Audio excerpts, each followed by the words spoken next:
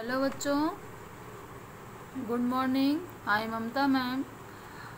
Today I will teach you आधुनिक विज्ञान class 4th lesson 3rd। तो बच्चों, आज मैं आपको पढ़ाऊंगी तितली का जीवन चक्र, लाइफ साइकिल ऑफ बटरफ्लाई। तितली का जीवन चक्र देखिए बच्चों, आपके फिगर में ये दिखाएगा कि तितली कैसे बनती है, कितने स्टेज से गुजरती है, कितने तरह के स्टेज से गुजरती है। तो पहला स्टेज इसका क्या होता है, तितली अपने अंडे को पत्ती के निचले सतह पे देता है, जैसे आपको ये दिखाया गया है। फिर अंडे से ये लार्वा बनता है जो क्रीम कलर का होता है, और लार्वा को ही हम कटरपिलर बोलते हैं, जो ये आपको ये दिखाई दे रहा है, ये कटरपिलर कहलाता है। और कटरपिलर ये जो है ये पत्तियों को खा करके बड़ा होता है। कटरपिलर के चारों तरफ सुरक्षा कवच होती है, और उस सुरक्षा कवच को हम कुनून कहते हैं। क्या कहते हैं? कुनून कहते हैं। और इस अवस्था में प्यूपा, इसी अवस्था को क्या कहा जाता है? प्यूपा कहा जाता है। और प्यूपा जो है चल नहीं पाता है और भोजन नहीं करता है। और प्यूपा तितली की आकृति बना करके कुछ समय बाद सुरक्षा कवच को तोड़ करके बाहर आ जाता है, और अंडे से बाहर जो अब आ जाता है तो वह एक तितली के फॉर्म में आ जाता है, मतलब ये शिशु या निम्फ कहलाता है। और उसके बाद ये कई स्टेप में बदलता है, अपने स्किन को कई बार छोड़ता है, अपनी त्वचा को।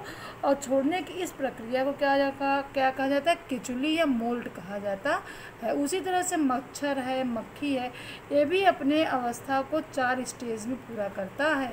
लेकिन तिलचट्टा जो है वयस्क होने की प्रक्रिया को अपने 3 चरणों पे पूरा करता है। मछली एवं मेढक, फिश एंड फ्रॉग, फिश और फ्रॉग भी जो अंडे देते हैं, ये जल में अंडे देते हैं और एक सुरक्षित स्थान पे अंडे देते हैं। इनके अंडे में कोई कवच से ढका हुआ नहीं होता है, लेकिन चारों ओर जेली जैसा पदार्थ बन जाता है जो कि जल में शत्रुओं से इसकी रक्षा करता है। और एक मछली हजारों की संख्या में अंडे देती है, लेकिन थोड़े ही अंडे उसके बच पाते हैं, बाकी उसके अंडे को दूसरी बड़ी मछली खा जाती है। मेढक का जीवन चक्र, लाइफ साइकिल ऑफ फ्रॉग। तो बच्चों, ये देखिए लाइफ साइकिल जो है मेढक का जीवन चक्र दिया गया कि कितने चरणों से होकर के इसकी लाइफ साइकिल चलती है और कैसे मेढक तैयार होता है। तो मेढक जो है जल के अंदर हजारों अंडे देते हैं, जिसको कि स्पान बोलते हैं। क्या बोलते हैं? स्पान बोलते हैं। देखिए ये अंडा, देखिए बहुत सारे अंडे दिए गए हैं।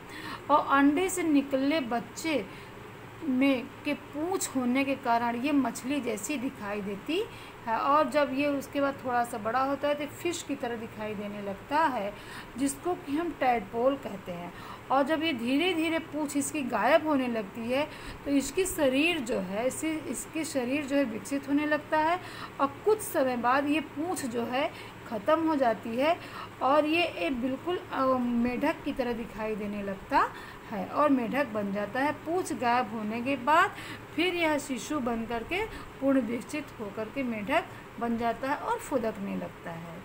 सरीसृप बेटा, सरीसृप को क्या बोलते हैं? रेप्टाइल्स बोलते हैं। जो रेंग के चलने वाले एनिमल्स होते हैं, जंतु होते हैं, उसको हम सरीसृप बोलते हैं। जैसे आपने छिपकली देखा है, अपने घरों में देखते ही हैं, मगरमच्छ है, सांप है, कछुआ है, ये सब सरीसृप में आते हैं जो रेंग करके चलते हैं और ये भी अंडे देते हैं।